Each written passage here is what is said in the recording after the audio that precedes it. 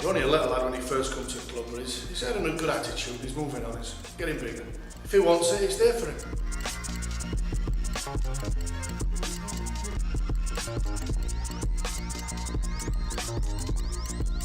Train 5 times a week, just general stuff, pad work, sparring, bag work, strength and conditioning. The first time I walked in when I was 11, before it was too difficult, just didn't think I was going to come back.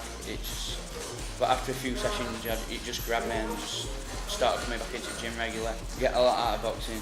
I do a lot of social things where instead of just being in the gym all the time.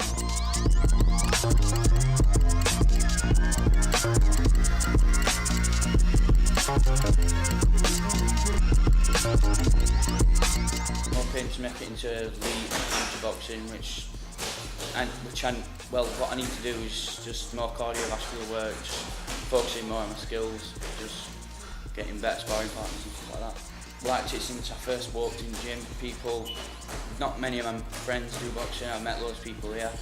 Most of them just go out weekends, just doing other stuff, and I prefer to be in here because I know that it'll make a better career. Well, I've got a strong family. My dad's supported me ever since I walked in because I wasn't really ever good at any other sport, just thought I'd take a different approach.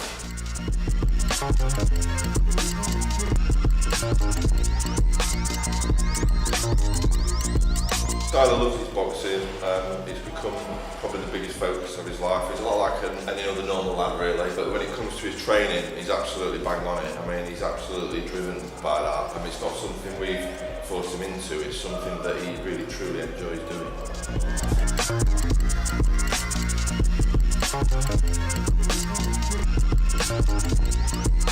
Lad's won a lot of fights as an amateur. He's doing really well. I mean, he's been fighting at a national level since he was 15.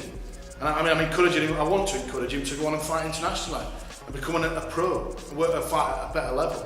It's all in his hands if he wants to do it. I don't know whether he wants to do it, whether he's willing to work to do it.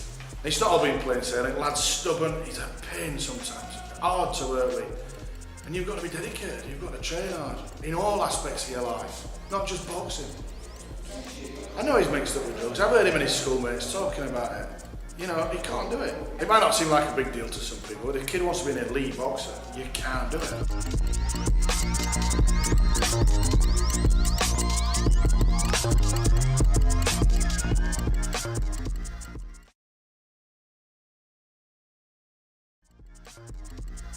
Oh yeah, me and Steve, I've got on with him quite well actually up to now, he's been fine. Recently though, he has been, in my opinion, sticking his nose into business that didn't really concern him. Yeah, the way I see it, when Tyler's at the gym, he's working very hard, exceptionally hard, and then when he's at home, when he's chilling with his mates, that's his time and he's earned it, and maybe he can do what he wants and let his hair down.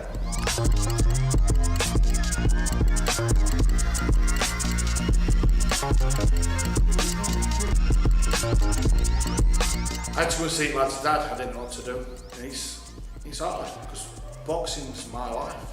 Boxing has to come first. Before him, before anybody. Cannabis is a banned substance in competition. You can't smoke it, it's wrong. And it does damage to kids, it's really bad for them. It's no good for their mental health, physical health, anything. I mean, it's in papers every week. Kids having breakdowns. I was shocked by his dad's attitude towards it. He thinks it's right for him to smoke weed to relax after training. That's not the way forward. Just because his dad smokes it, he thinks it's right for his son to smoke it. It's not. I don't think they understand what it takes to make this leap to become an elite boxer. It's on dedication, it's your life, devotion, everything. It's not just about boxing, it's your personal life. Everything has to be centred around this, the goal to become an elite boxer.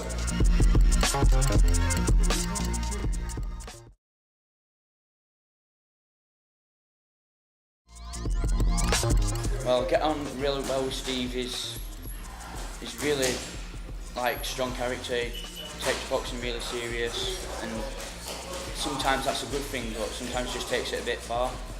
And just generally, his life revolves around boxing. He's done it ever since they were young. Well, don't get me wrong, I'm not one of these kind of people that cheats using steroids, hormones and stuff like that. I'm just generally a natural boxer. I don't really cheat. Well, I do take a bit of weed, I'm not going to lie about that, but I don't see how it affects anybody else's life. It's just my life. Steve just don't like it, and my dad's fine with it, so I don't really see how it's just opinionated. It's what people think about it and what people have been brought up with about the opinion of it. Well, I don't go to training stone, it's just something I really do in my spare time. It has no effect on other people's lives. Well, it's only a Class C, it's only a really a one, isn't it?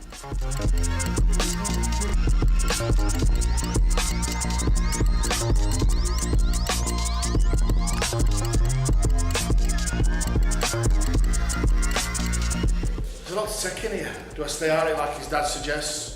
Am I doing my job properly? If I do, I don't know. Do I blow a whistle, jeopardise his career? I don't know. There's the anti-doping line, isn't there? But, do I use it? Do I go with that? Is that what it's about? My wife thinks I should just have a chat with all lads generally and to talk about doping and anti-doping laws, and maybe that'll get a message through to him without being direct and going confrontationally with him. Even if he's not taking drugs during competition, that's not the point. He shouldn't be taking them. He's a boxer, he's training hard, he's working hard, he's got to be fit. I've even thought about going to social services, to be fair, but he's under 18, his parents don't care, don't seem bothered about it. Should I? Or police even. It's against law, not just rules.